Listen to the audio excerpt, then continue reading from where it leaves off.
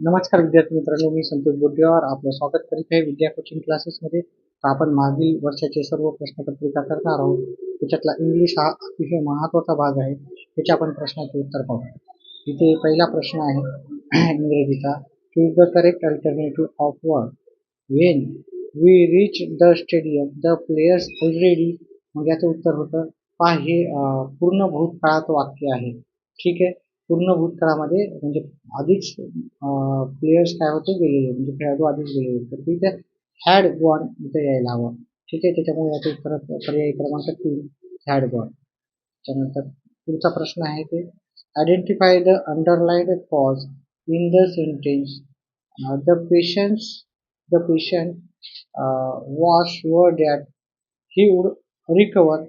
तर हे आपल्याला सांगायचं होतं.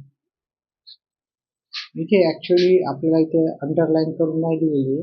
ठीक आहे. पण इथे अंडरलाईन होती द पेशन्सला, हे नाउन क्लॉज होतं. ठीक आहे. त्यानंतर पुढचा प्रश्न आहे चूज द करेक्ट स्पेल्ड. आता इथे आपल्याला करेक्ट स्पेलिंग सांगायची होती. ठीक आहे. करेक्ट स्पेलिंग असलेली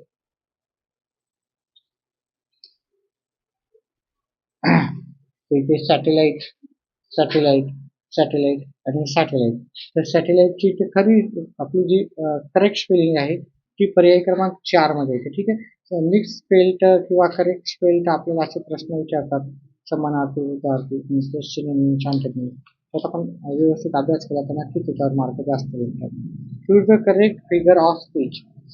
फिगर ऑफ स्पीच ओळखायचं आपल्याला या सेंटेन्स मधलं इन द गिवन लाईन, ह्या लाईनीमधलं exhaust to sure and ring to bell.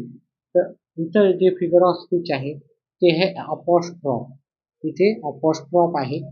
ठीक आहे. त्याच्यावर आधारित आपण अभ्यास घेतलेलाच आहे, तर तुम्ही माझे व्हिडिओ जाऊन पाहू शकता. फिगर ऑफ स्पीच तुमचा नक्कीच व्यवस्थितपणे अभ्यास होऊन जाईल. त्याच्यानंतर पुढचं choose the correct synonyms of combat. Combat म्हणजे काय, लढाई राहते. कॉम्बॅटचा अर्थ लढाई होते. ठीक आहे.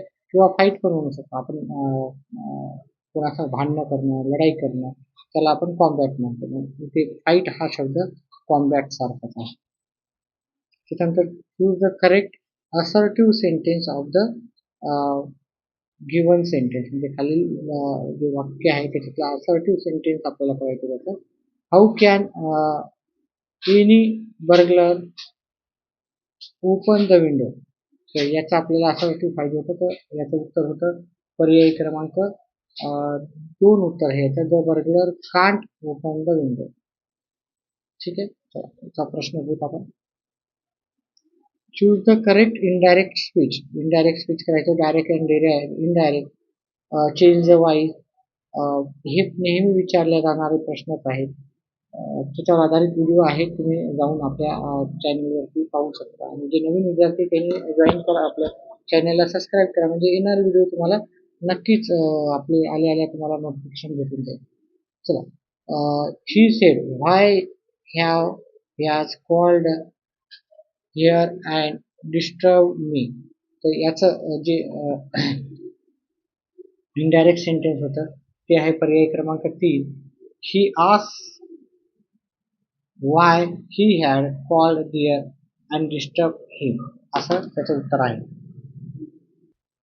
आता पुढचं वाक्य तर select correct neither nor answer of the given sentence. Neither nor, either or, not only but also याच्यावर पण आधारित प्रश्न आपल्याला बऱ्याचशापैकी विचारले जातात. तर Vijayant didn't pay attention to parents, he didn't learn from teachers. याचं उत्तर होतं ते पहिल्या पर्याय क्रमांक 1च आहे. Vijay neither pay attention to the parents nor learn from teachers. ठीक आहे. हे उत्तर होतं त्याचं. त्यानंतर पुढचा जो प्रश्न आहे आपल्या 9व्या नंबरचा, choose the correct so that sentence of the given sentence. It was too difficult for Keshav to pay heed to the teachers.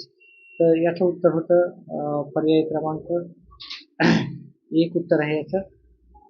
It was difficult that Keshav couldn't pay heed to the teachers. ठीक आहे. आता पुढचा प्रश्न आपण घेऊ. Select the correct question tag. आता question tag पण फार महत्वाचा आहे. ठीक आहे. इथे पहा, माझा अजून ग्रामरवरती आधारित बरेचसे व्हिडिओ आहेत, ते नक्कीच जाऊन पहा. नक्कीच तुम्हाला फायदा होईल. काही डाऊट असेल तर कमेंट बॉक्समध्ये टाकू शकता. तर पुढचा याचा जो प्रश्न आहे, show me the way to the park. आपल्याला इथे आपण रिक्वेस्ट केलेली आहे, तर प्लीज लिहिलं नाही. तर याचं उत्तर होते will you or won't you. ठीक आहे. Will you or won't you दोन्हीपैकी कोणता जरी असेल ऑप्शन तर तुम्हाला येतं. ठीक आहे. हे प्लीज म्हणजे हे रिक्वेस्ट वाक्य आहे. रिक्वेस्टमध्ये आपण विल यू किंवा किंवा ऑर हे नसलं असतं तर ऑप्शन दुसरा कोणता हवा होता आपल्याला, वोंट यू. Won't you. ठीक आहे. Question mark. तर इथं विल यू आहे, त्याच्यामुळे ते आपलं उत्तर झालेलं आहे. त्याच्यानंतर पुढचं, choose the correct passive voice of the sentence. आता ऍक्टिव्ह वॉइस पॅसिव्ह वॉइसवर आधारित पण प्रश्न आहेत. हा सर्व प्रश्न मी सांगतोय कारण तुम्हाला येणाऱ्या परीक्षेमध्ये नक्कीच त्याचा फायदा व्हावा आणि एकंदरीत नॉलेज येऊ की कोणत्या प्रकारचे प्रश्न आपल्याला विचारलेले आहेत. चला पुढचा प्रश्न घेऊ. Where are you attending the meeting. तर याचं पॅसिव्ह वॉइस आहे, where is the meeting being attended by you, असं उत्तर होतं. चला वेळ जास्त नाही घेत आपण. quinine is an effective antidote against malaria. याचं उत्तर पाहिजे, अगेन्स्ट मलेरिया. त्याच्यानंतर पुढचा प्रश्न आहे, choose the correct exclamatory sentence of the given sentence. Exclamatory sentence आपल्याला सांगायचं, mister Sen was a great educator. आता अ ग्रेट आहे तर याची सुरुवात वाट अ न होते. इथं ए नसला असता, ए किंवा आय नसला तर वाट न सुरुवात होते. आणि हाऊ इथं ए किंवा आय नसला असता तर हाऊ न झाली असते. त्याच्यामुळे हाऊ येणार नाही. वाट ए आहे तर वाट ए न सुरुवात होईल. ठीक आहे. वाट हे एज्युकेटर हे जशाला तसं वाक्य लिहायचं राहतं आणि बाकीचं मग उरलेलं जसं तसं. हे पर्याय क्रमांक 1 मध्ये उत्तर आहे. त्याच्यानंतर पुढचा प्रश्न पाहूत आपण. Select the correct opposite word of the given. इथं इंटेग्रल आहे. इंटेग्रल म्हणजे आपला स्वतंत्र राहतो. ठीक आहे. वेगळा भाग म्हणजे इतरापासून वेगळा. इंटेग्रल म्हणजे आपला आपला स्वतःचा. ठीक आहे. तर इथं मायनर म्हणजे लहान, मेजर म्हणजे मोठा होतो, इसेन्शियल म्हणजे महत्वाचा. इंडिपेंडेंट हा त्याचा समानार्थी शब्द झाला. पहा, सॉरी अपोजिट. इंटेग्रल म्हणजे आपला म्हणजे एकत्रित राहतं आणि इंडिपेंडेंट म्हणजे वेगळा. एकत्र वेगळा. ठीक आहे. ते बाकीचे नाहीत. हा. ठीक आहे. मायनर म्हणजे लहान, मेजर म्हणजे मोठा आणि इसेन्शियल म्हणजे महत्वाचा. Mister Kumar spoke in the low voice. आता इथे आपल्याला काय येणार, इथं आपल्याला येणार ए येणार. ठीक आहे. अ लो व्हॉइस. ठीक आहे. ए लो व्हॉइस. पुढचा घेऊत आपण प्रश्न. 16वा प्रश्न पाहूत आपण.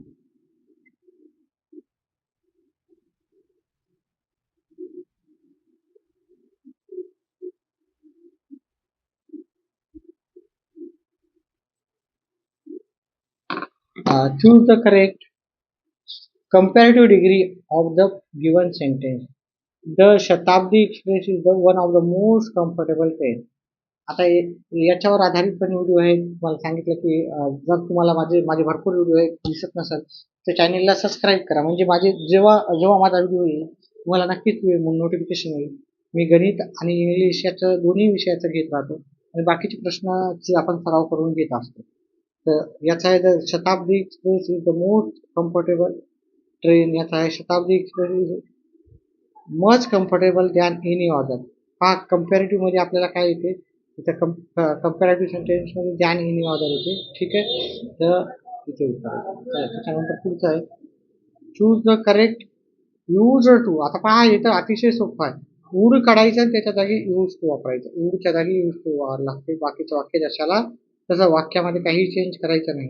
ठीक आहे. तिचं उत्तराचा पर्याय क्रमांक 2. Choose the correct no sooner sentence of the given sentence.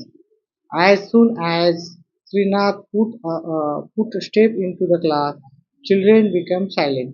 तर याचं उत्तर होत आहे आपल्याला no sooner did Srinath put step into the class than the children became silent. हे त्याचं उत्तर होतं. त्याच्यानंतर पुढचं आहे choose the correct unless sentence from the given sentence. तर I shall not forgive him if he doesn't apologize to me. त्याचं उत्तर आहे I shall not forgive him unless he apologizes to me. पुढचं सेंटेन्स आहे आपल्याला choose the correct WH type question as a part of answer. आता इथे थोडंसं आपल्याला we have received you later this morning. आता इथे काय झालेलं आहे, इथे आपल्याला अंडरलाईन पार्ट केलेलाच नाही. ठीक आहे. तर इथे आपण म्हणजे आपण हे प्रिंट काढताना किंवा टाईप करताना याचं मिस्टेक झाली, त्याच्यामुळे आपण याच्यावर भाष्य नाही करू शकता. ठीक आहे.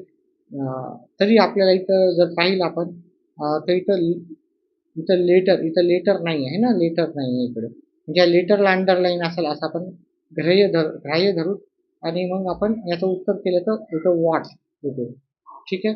चला त्याच्यानंतर पुढचं आहे choose the correct not only but also from the given sentence. I wish my hands and ate my dinner too. आता इथं जे अँड काढून टाकायचे राहते त्याच्यावर आपल्याला बट ऑल्सो लावायचं त्याच्याऐवजी.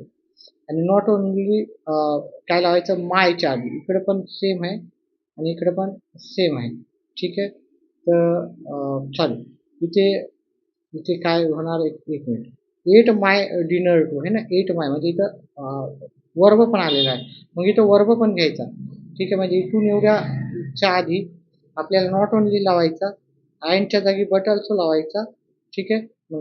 Sentence I not only wash my hand but also ate my dinner too. तर हे वाक्य आपल्याला पर्याय क्रमांक 4 मध्ये भेटेल.